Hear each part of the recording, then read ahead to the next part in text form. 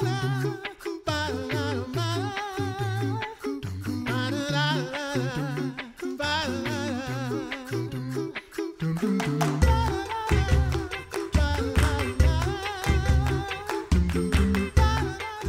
listening to The Coffee Hour. I'm Andy Bates. I'm Sarah Gulseth.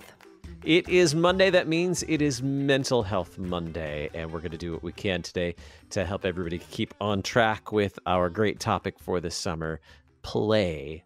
Excited to continue that conversation with Deaconess Heidi Goehmann on Mental Health Monday. Thanks to Concordia University, Wisconsin. Thanks for your support of The Coffee Hour. Find out more about Concordia University, Wisconsin at cuw.edu. Live uncommon. It is time to check in with Deaconess Heidi Goehmann for Monday Morning Mental Health Monday. Good morning, Heidi. Good morning. I am pretty excited to continue our conversation about play. Last week, you sent me off daydreaming about building. Let's see, you were talking about having a playhouse like under the stairs, like where you played house, like had the whole like lineup for the whole like pretend home there. And that took me back to my days of playing in the basement as well. And like having a pretend store, pretend house, pretend arcade. Wow. Does anybody else ever like pretend like you had an arcade where like invited people over to play pretend games? Yeah. No, we pretended that we were driving to go see football games. Those are the kind of friends I had. Oh yeah, we Michigan. played school all the time, and my sisters that too. and I were really into school, and then my friends also would come over, and so I actually created a pretend library where people could check out my books. Nice. And so they had like little entries where you signed, and I stamped it. My mom bought me the like date stamp thing and everything. Yeah, it's very legitimate. That's amazing. So, play is an important part, and we kind of turned out normal, right? So maybe a little dorky, but sure. Depends on your definition of normal. This is not therapy, by the way. No. Just disclaimer for everyone. Yeah. But we do talk about mental health topics that can be useful, things that you can use in your daily life. And so today we continue our conversation about play and kids. Where would you like to start today, Heidi? Yeah, so play and kids, I think just centering ourselves on what we've talked about already. So we have 7 properties of play, just to review: purposelessness. It has to be attractive to people, voluntary. There's a freedom from time, a diminished sense of consciousness, which means we don't really have an embarrassment about the play we're doing. Improvisational, and so it involves imagination and making things up, like we were just talking about. And then it's enjoyable. We're kind of disappointed when it's done. And I added that it's an expression of God's grace. You know, it's really in that first article, gifts that we have, that God gives us all of what we need, those provisions in life, if you will. And so then also we talked last week about how it grows us, you know, that it's related to attachment and our ability to form relationships and keep relationships, and then movement and knowing our body in space and learning about our bodies, problem solving, social understanding and how relationships work, our sense of self, and then also being able to tell our story. And so those are some of the foundations of play. And so I think we easily think of these things in kids. You know, when we talk about play, we picture a certain age. And so I'm kind of curious, when I say the word play, Andy and Sarah, what age do you picture in your head? Like, what kind of kid do you picture? Kindergarten-ish. Mm-hmm. How about you, Andy? Yeah, maybe. Well, I have a son who's 6, soon to be 7. So obviously that comes to mind right away as well. Early, the young elementary school age. Mm-hmm. Yeah, I think that's really common. I actually get just a little bit older. Like I usually think about a 9-year-old, because probably from my own experiences, but then also as a therapist, the kids I see that really hit their play stride, if you will, like they can process so much. They have this maturity to them and are moving into being able to do a lot of more abstract concepts and things like that in their play, are a little bit older, but they also haven't lost that very unconscious, non-embarrassment sense of play. You know, they're not into the middle school age or 5th grade and up where they think that they should stop playing. And so I think it's really important that we consider who we think play is appropriate for before we dive into kids and play. Because I think it will block play for other people when we unconsciously apply like an age limit to it, if you will. And so understanding that there is a place for play in everybody's lives is helpful for us to be able to allow our own kids and the kids that we interact with in a classroom and things like that, or at church, a place and a space for play. And so knowing that about yourself, like what do you picture when you think of play, and what limits and rules do you have on play? Do you think that there's spaces where people shouldn't play, that it's inappropriate to play? Knowing these things about ourselves will help us be able to offer as much grace as we can in the spaces for the kids in our life. And kids, I have an entire blog article at HeidiGoehmann.com that people can read in a podcast that's called Kids Spell Grace, Play. Like, I think this is really fundamental for kids in understanding the freedom of Christ, and for them to understand that God values us enough to send forgiveness and grace into our lives, that he isn't an angry God. He isn't a God with all these rules and wrath first. Instead, yes, he's justice, and that's really important, but that the law is fulfilled by Christ, that he has covered all of those things. And so I think there's a million different ways in our life that we don't understand that. That's a really hard concept for us to live in day to day. And for kids, we place a lot of restrictions on them, and some of them are for their safety, boundaries. That's important. That's actually a part of the gospel, is boundaries. But just being aware of our own sense of what play means to us, I think is really helpful. So for both of you, again, not therapy, right? So I won't put you too much on the spot. But I kind of wonder, have there ever been places where you felt really free to play when you were a kid, or certain kinds of play that felt really natural and good for you? Or were there places where you felt restricted? So who wants to take that one? Oh man, that is a hard question. I think my memories of the most fun experiences I had, I guess, when I was playing, were probably actually indoor recess, which is probably a weird thing, but I loved indoor recess and being able to play in the classroom. I think maybe because there were boundaries, and I am an introvert, and therefore I liked having those boundaries. I was a lot less comfortable on the playground. I loved being playing with the toys that we had inside. I love that. I love that. And you can see how that's a different expression of play for you than someone else might have.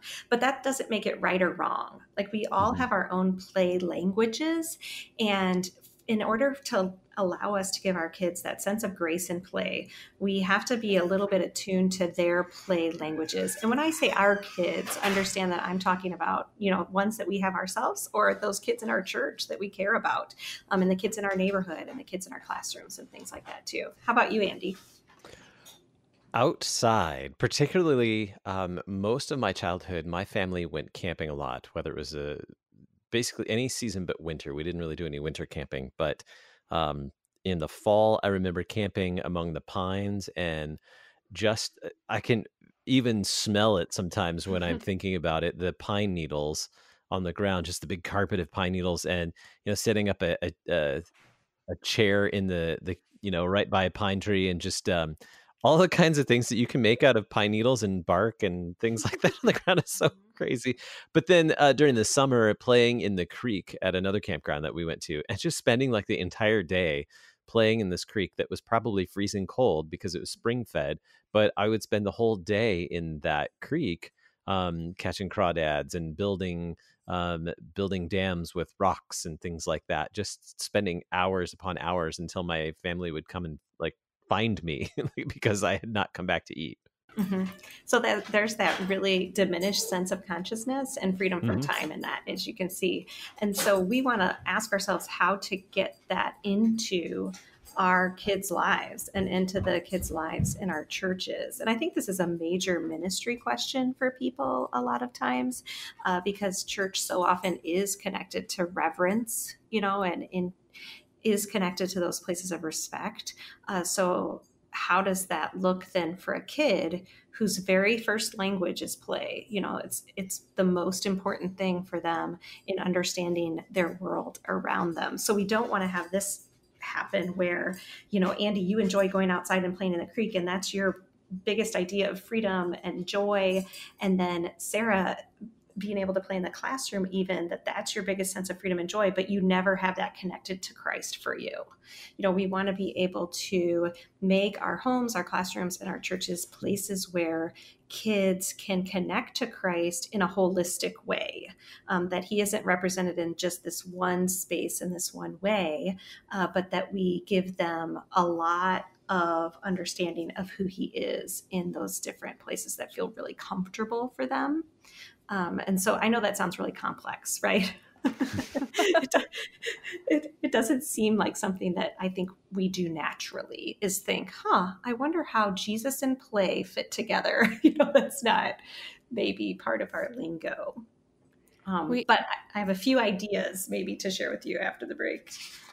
Yeah, we like to talk about complex things on Mental Health Monday. But when you're talking about that, I'm thinking through, the reverence that I was taught to have in church, because we're there in the presence of Jesus, and we have the reverence and respect that is needed for the divine service and for treating that house of worship as it should be treated. But there's also a lot of joy. I don't know if I would maybe say playfulness, but joy in the things that we do receive there. And we mentioned, it may have been our last episode, talking about where kids physically are in church and whether or not they should be sitting quietly. And I remember when I was a kid, we had kneelers in our church. So my parents would put the kneeler down and I would sit on the kneeler and color during a service, but I knew I belonged there. And as I grew up, I developed my love of hymnody, because it was something that other people around me were modeling, that being in church is a place of joy. And that, I think that maybe can translate into this playfulness that we're talking about. And now if you just had a hymnal that you could color in. I need one of those badly. I feel like there's an ad in that somewhere. Right? There's an ad. I'm referencing the illuminated hymnal from Concordia Publishing House. I need one of those. We need to take a quick break. Let's do that, and then we'll continue our conversation on play and kids, although we keep talking about us. I know, right? You're listening to the Coffee Hour on Mental Health Monday. I'm Andy Bates. I'm Sarah Goehmann.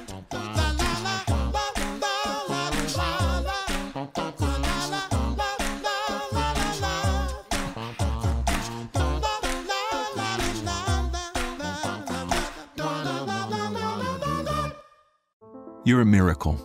You know that, right? A living, breathing, one-of-a-kind miracle. You were created to stand apart, to share your gifts in the service of others, to make an uncommon impact in a common world.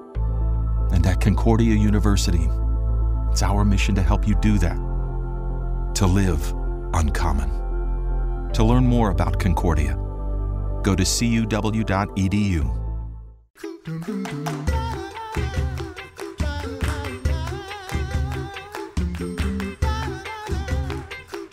You're listening to the Coffee Hour. I'm Andy Bates. I'm Sarah Goehmann. It is Mental Health Monday. We're checking in with Deaconess Heidi Goehmann for our topic this morning, talking about kids and play. And I might have derailed us with my stories about going outside and then coloring hymnals as well. Heidi, bring us back around, because we need your focus today. Sure. Derailing us. Sure. Well, I want to share some practical ideas for, especially in our churches, but also in our homes and our classes, how to help kids be able to have that freedom in play and that sense of joy. And but first, I want to reflect on what happens when kids do not get that space. Why do we care? Why does it matter if kids have room for play in their lives? And you can read a lot of articles about this, particularly educationally focused, that especially in young child classrooms, so kindergarten, preschool, that if we force so much structured learning on them without the play, that in fact we do see lower literacy rates, we see a lot of behavioral problems. And so there are some consequences when we don't allow kids space for play. Learning has its place. That's really important, and we want to be able to have places for that for our kids. But the reality is play is learning. And if you take anything from this episode of play and kids, it's that play is learning for them. And so we especially understand that in this idea that play is children's first language. So even before they learn words on their tongue and process what we're saying to them, there is a place for play in their understanding of the world. That's how they begin to understand their space around them. That's how they understand relationships. And so we want to be able to, you would not tell a child, okay, today we're not going to speak at all because, mom and dad just don't really feel like speaking. Today our classroom is totally silent. That's what it would feel like for a kid if we didn't allow them space for play. So it's very important to their understanding of the world. And I would turn the listener to resources from the University of North Texas. They have a center for play therapy, and we're going to talk about play therapy in our next episode. But if you want to understand a little bit more and read some really good articles about children's need for play and what that does for them and their language of play, I would turn you to a lot of their resources. They're really, really helpful in understanding that. So then the basic idea of how do we get more play then? What are some appropriate things we can put into our churches in particular? Because that's what I'm passionate about, right? Mental health in the church. How do we get those spaces for play for kids? And we just, before the break, Sarah was sharing, her experiences in worship and reverence, and we've reflected on that quite a bit. And I want to say that there is a space for both those things. I think our problem societally is that we do not do well with holding space for both those things. We, again, want to have that black and white idea, that the church looks like this and it looks like reverence. Does it also look like there's space for play there? And I would say it does. And I can think of a few suggestions. Number one is anytime you can get the VBS experience into a child's church experience, we have given them an opportunity to see that church also is a space for play. Does anybody have any strong memories of VBS that they want to share and their understanding of faith in Christ and all of that good stuff? I didn't really go to church until I was in high school, so my memories of VBS are more like involved with helping with VBS rather than being a child attending VBS. Sarah, did you have VBS experiences as a kid? Oh, yes. Lots of them. My favorite ones actually were outdoors.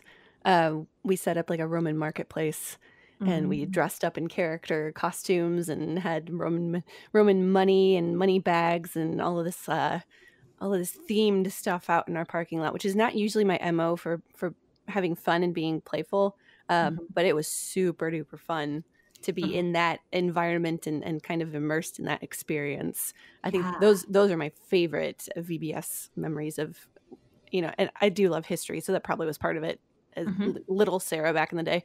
But that immersion experience was really cool for me. Yeah, and I think that's one thing that you pointed about VBS that's really true is that VBS has something for everyone. So when we say VBS, we mean Vacation Bible School. And a lot of us understood it in our childhood and kind of this 5-day experience, a few hours each day or something. It can look like anything. Our VBSs look maybe a lot different today than they did before, but generally VBS has a lot of centers, a lot of rotation. There's a lot of different experiences that people are having. And I think that's one reason why VBS is such a good way for kids to experience play in the church, is because there's a lot of different opportunities at VBS. If you don't like games, like I really do not like organized group games. Those are stressful for me. But like Sarah, the idea of being in a temple marketplace and learning about that and having that immersion experience sounds really rock star to me. Then that is going to have different ways of speaking to different kids.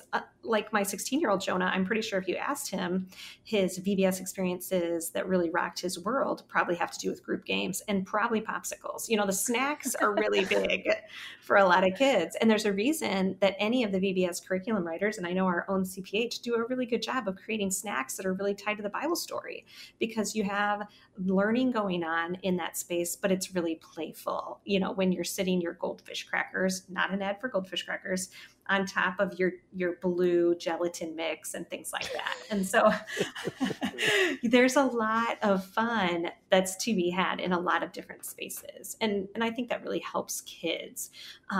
Another thing that is really helpful for kids, and this seems really small, you guys, but having that scribble paper in the pews available for kids is no small thing. I cannot tell you how much sacred artwork I have from my children that has been put on scribble paper. So you can see them processing. You know, I could force a conversation about what topics we were having in church that day, what Bible readings we were having, and that would be good. We want to have those intentional conversations. But it's pretty cool also to just see what kids come up with, because they pay way more attention than we think. And when we offer them the ability to play, even on a small, 3 by 4 inch piece of paper, they will show you a representation of something often that they learned in church. Same thing with visual faith tools, when we have those bulletins and things where they circle a word that they heard in the reading. For them, when there's a lot of color in that and there's a lot of different aspects that they get to fill in and get really tactile with, that is play while still having that reverence in Christ's house.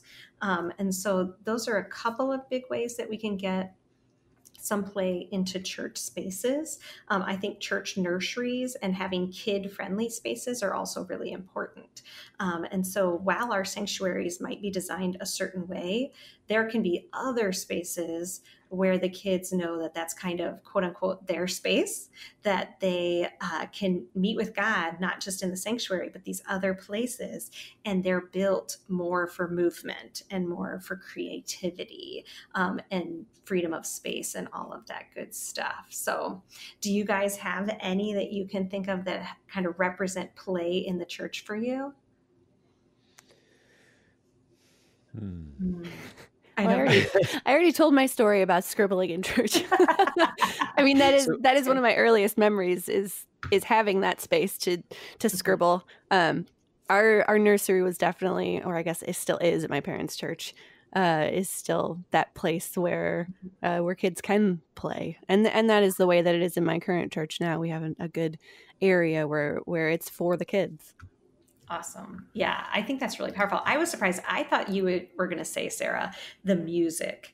And oh, well, yes. I was kind of like waiting. I want to say it, but I'm pretty sure Sarah's going to say it. I think that the music, think about this for kids, anything from Thy Strong Word, which feels like this battle hymn, if you will. That's a very physical experience when we sing those kind of really deep bass hymns, to having an element of a praise song or a more like a labouré or some hymn like that has a little more of a movement tone to it.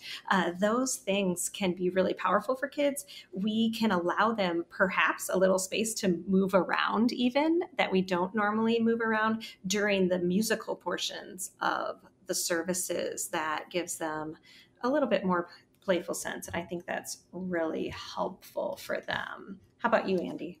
I've been blessed to be a part of congregations that have schools, Lutheran schools, so that sometimes affords more space for movement and activity, whether it be a gym for the day school or even just part of the family life center. I can't help but think of, as we're talking about play today and creative play, creative dramatics even, and how that can be helpful in not only for kids, but I know we're talking about kids today, but also for grownups too.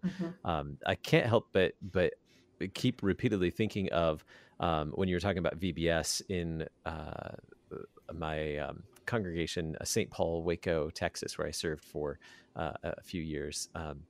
We're looking at ways to observe the Reformation and we went full on VBS style immersive experience, like Sarah was talking about earlier for VBS, with Reformation, and had converted the Family Life Center into a castle courtyard, and had all kinds of activities for adults and kids, and including food and things like that. But it was a medieval period experience with lots of activities where they got to get down on the floor and crawl and play in dramas and color and do all kinds of things to learn about the history of God bringing the truth, revealing the truth of His Word to His church, and to do that in such a dramatic and creative way. Yeah, that improvisational aspect of play is what I hear you saying a lot, which is really cool. And I just really encourage parents at home with your small children and your big kids. Like, Jesus doesn't have to be just about that devotion time.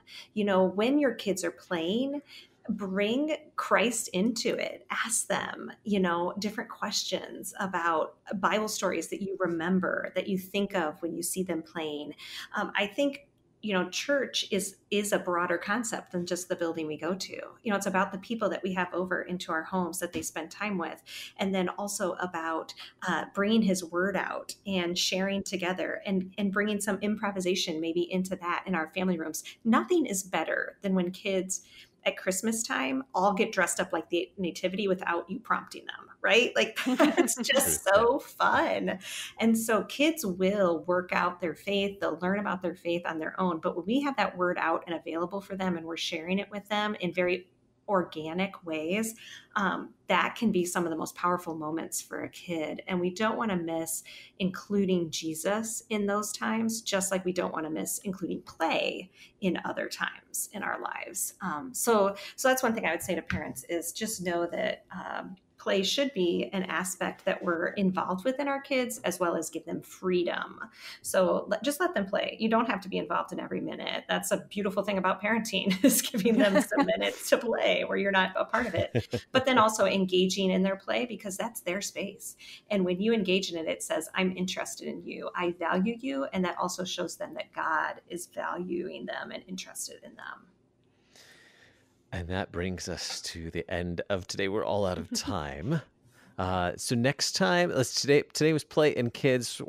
What's on the desk for next week? Yeah, next week we're going to talk about the resource that is play therapy. So it's a very specific therapeutic vantage point, and there's also play-based therapies. That's a little bit of a wider margin that you can have in therapy. And it's just a really good resource for helping kids work through some trauma, some stress, some anxiety. We see a lot of anxiety in classrooms, right? And in places and families too. So we're going to talk about play therapy. What is it? What's it look like? And what's available, so that people can engage in it if it sounds like something that'd be really useful for them.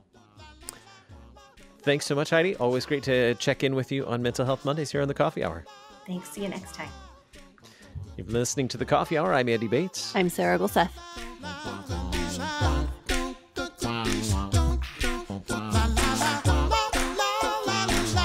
The Coffee Hour with Andy and Sarah is a production of KFUO. To support the Coffee Hour and KFUO Radio, visit KFUO.org. You can also text KFUO to 41444 or send an email to gifts@KFUO.org. And you can call us at 800-844-0524. KFUO. Christ for you, anytime, anywhere.